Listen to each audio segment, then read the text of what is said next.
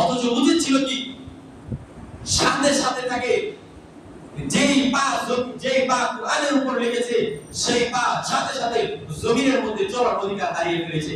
যে হাত দিয়ে কোরআন শরীফ ছিঁড়েছে সেই হাত জমিনে থাকার অধিকার হারিয়ে ফেলেছে। কিন্তু আজকে আমরা মুসলমান কেমন যেন হয়ে গেলাম।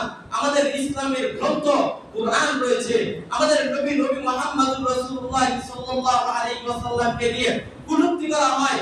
আমাদের নবী মুহাম্মদুর রাসূলুল্লাহ সাল্লাল্লাহু আলাইহি ওয়াসাল্লামের চরিত্রের উপর কালিমা লেপন করার চেষ্টা করে আমাদের প্রভু আল্লাহ পাক রব্বুল আলামিনের শান এবং মান নিয়ে কথা বলেন।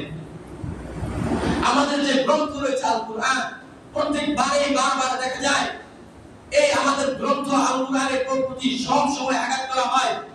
গত কিছুদিন আগেও আপনারা দেখেছেন, গত শনিবার অথবা রবিবারের দিন একটা ঢাকার মধ্যে একটা বিশ্ববিদ্যালয়ে, আমি তার নাম উচ্চারণ করতে চাই না, আমাদের গ্রন্থ আল কোরআনকে হাত দিয়ে ছিঁড়ে পায়ের নিচে নিকৃষ্ট করেছে, পায়ের নিচে দিয়ে পদদস্ত করেছে।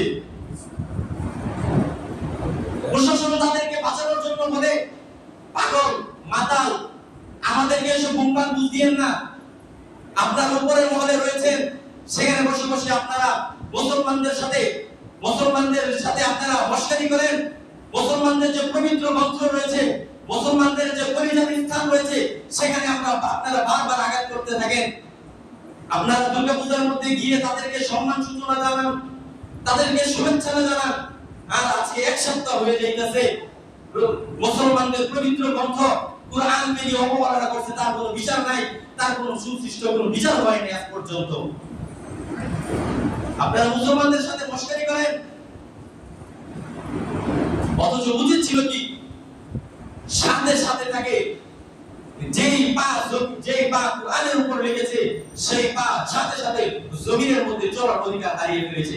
যে হাত দিয়ে কোরআন শরীফ ছিঁড়েছে সেই হাত জমিনে থাকার অধিকার হারিয়ে ফেলেছে। তার সাথে সাথে উচিত ছিল মৃত্যুদণ্ড দেওয়া, কিন্তু প্রশাসন তাকে বাঁচিয়ে নিয়েছে।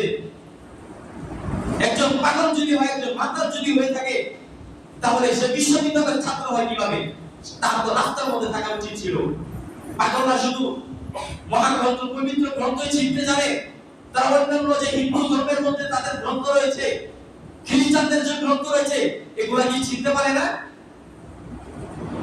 এই জন্য আমরা পরিষ্কার ভাষা জানিয়ে দিতে চাই, মুসলমানদের পরিচয়ের মধ্যে আপনারা বারবার আঘাত করবেন আর মুসলমানরা নীরবতা ভূমিকা পালন করবে, ইনশাআল্লাহ তা হবে না, ইনশাআল্লাহ তা হবে না।